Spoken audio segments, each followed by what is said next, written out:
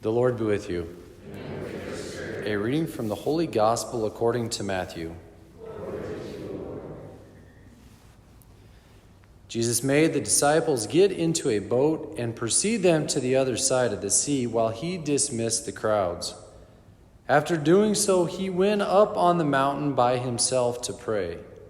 When it was evening, he was there alone. Meanwhile, the boat, already a few miles offshore, was being tossed about by the waves, for the wind was against it. During the fourth watch of the night, he came toward them, walking on the sea. When the disciples saw him walking on the sea, they were terrified. "It is a ghost," they said, and cried out in fear. At once Jesus spoke to them. "Take courage, it is I. Do not be afraid." Peter said to him in reply, "Lord, if it is you, command me to come to you on the water." He said, "Come."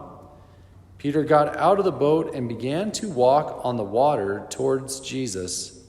But when he saw how strong the wind was, he became frightened, and beginning to sink, he cried out, "Lord, save me." Immediately Jesus stretched out his hand and caught him, and said to him, "O you of little faith, why did you doubt?"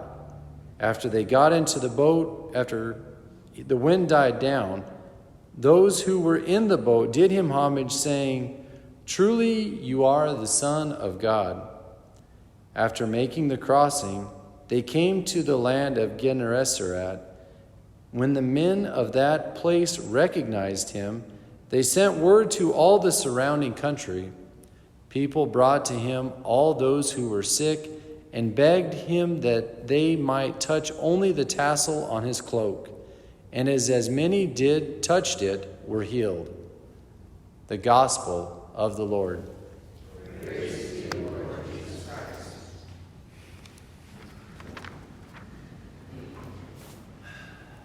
So does the Lord punish us?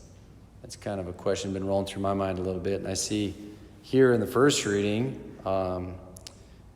let's see, Miriam and Aaron today were the ones grumbling, complaining to the Lord, right? And he got a little ticked off at their complaining, showed them what's up, and then turned Miriam into a leper, right? Kind of punished her. And you see that throughout the Old Testament. We saw it not long ago, and it causes me to wonder, like, does the Lord continue to punish us? And I think of that in light because of kind of all the wildness going on. I mean, there's wildfires going on. My uncle's pasture's getting eaten up by grasshoppers. And I'm like, is this a punishment? Is like the Lord punishing us? So I ponder that question, and I don't have an answer for it. But I can say that I think the result of every trial that comes our way, whether it's a punishment, an admonition, or whatever, however it comes for us, is intended and is an opportunity for us to turn back to the Lord and trust him, right? So we see that in today's gospel. I don't think the guys are punished, but the Lord knows good and well when he sends them across the sea on the boat that a big old storm's going to come up and toss their boat around by the waves, right? So he knows that's going to happen. And then he knows also he's going to be there in the midst of the storm. And it's an opportunity for them to turn and trust him. And Peter does just that. "Lord, if it's you, command that I get out of the boat and walk on the sea." And he does for a while, until he takes his eye off the Lord and back onto the wildfires and the locusts eating his pasture, right?